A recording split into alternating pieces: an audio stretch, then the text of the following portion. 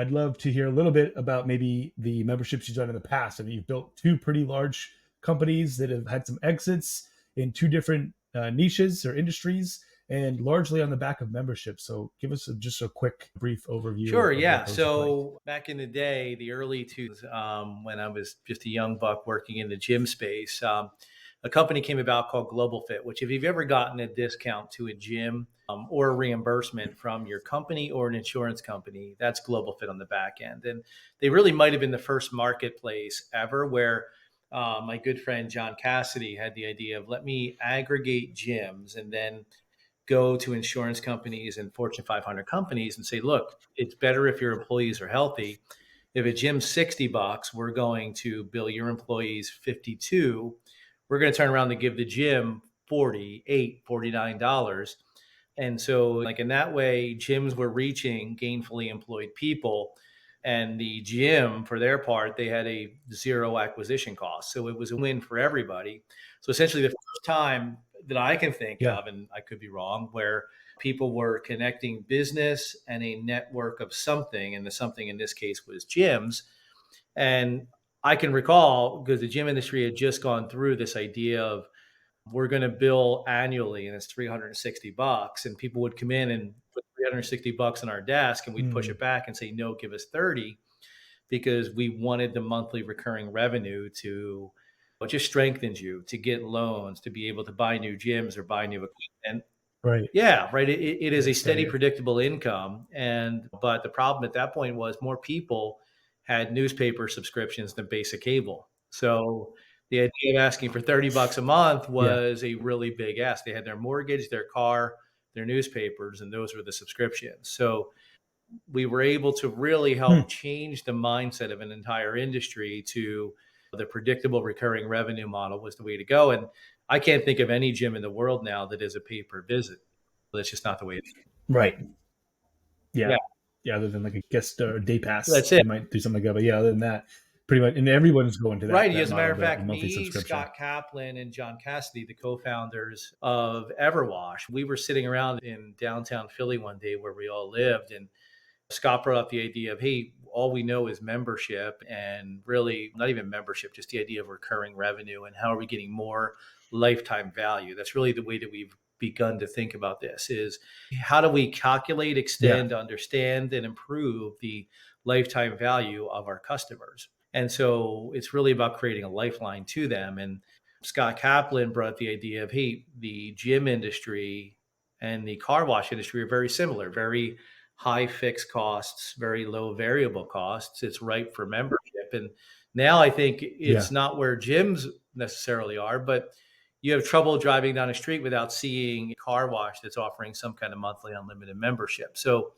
it's really that idea of how do we make revenue more predictable, which is what we ended up loving about when we were introduced to Dan and we were Right. running the largest car wash network in the world and a $100 million company. And this young guy walks into our headquarters through a different relationship and says, I'm trying to make revenue more predictable through reservations and ultimately creating a lifeline to the customer through customer management.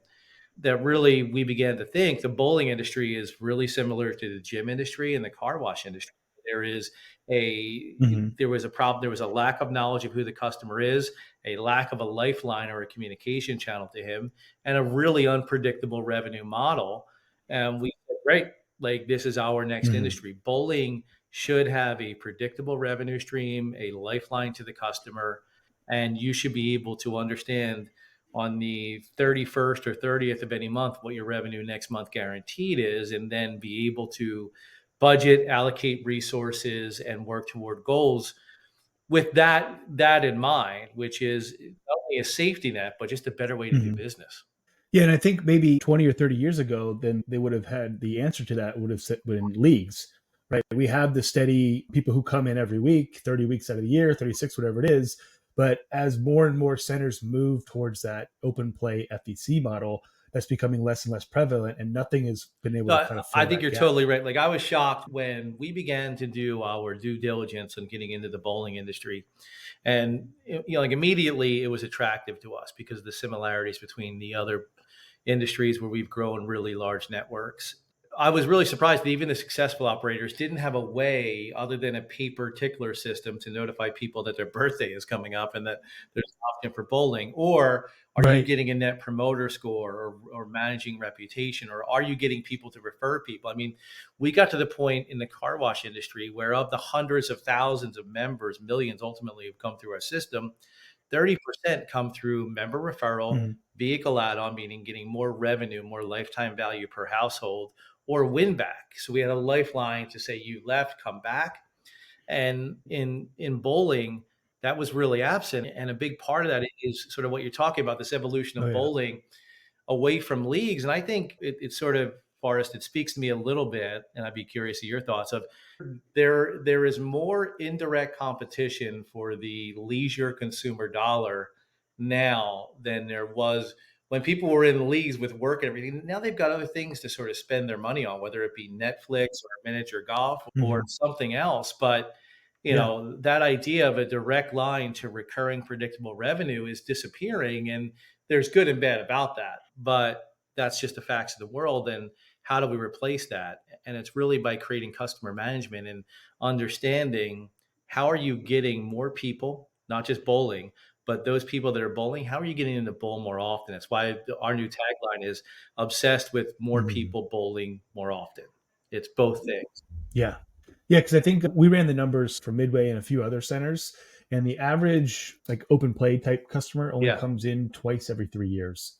So 1.5 times a year. It's just not that many. Whereas how hard would it be to get them to come in one or two extra times? And how huge of a increase in business would that be just for that Think about small that, right? incremental So increase? we've we are in the process of not just collecting the data for everybody that makes a reservation or comes into your bowling center through different means, but collecting what we call the anonymous bowler. You've got five people in a party. Traditionally, it's been maybe you have the information for Tom who booked the reservation, but for the other four people in Tom's party, they remain completely anonymous. We found a way to stop that, to gather their information and put them into a flow. So if we can get Tom to bowl once more a year, that's huge. You've doubled your revenue on Tom. But if we can get Jane, Joe, Hmm. Mark, and Tim, who were part of Tom's party, to also bowl once more, what is that original reservation Right. worth? It's worth a heck of a lot more. So Hmm. really just Yeah, the network network effect. effect, right? So we're focused on a couple of things. There is the network effect, which is this becomes more valuable when more people are engaged in this. Sort of like the telephone was worth two things when you had Hmm. Alexander Graham Bell and his assistant answering the phone. That was two. The moment you got one more phone Yep. out there, it became three. One more phone becomes six, right? So it really multiplies. Hmm. Yeah, but then there's really the Exponential. Yeah. referral The, effect mhm. of, how do we multiply our one bowler into multiple bowlers? And then I really think that a network effect comes in when we find a way to connect these people and make it beneficial. And that might be something like membership, which we're really interested in the bowling space. But it's really first about, how are we collecting data, creating a line of communication to get them to bowl more often, proving they're bowling more often, and really attaching revenue to that. And then we can get much more scientific with it. But right now, it's just basically about, let's get more people in your door. Let's get them to use it more often. Hey, did you like this video? Great. We make 10 of them a week. Subscribe to learn more and keep learning about what's working in the industry. Talk to you then.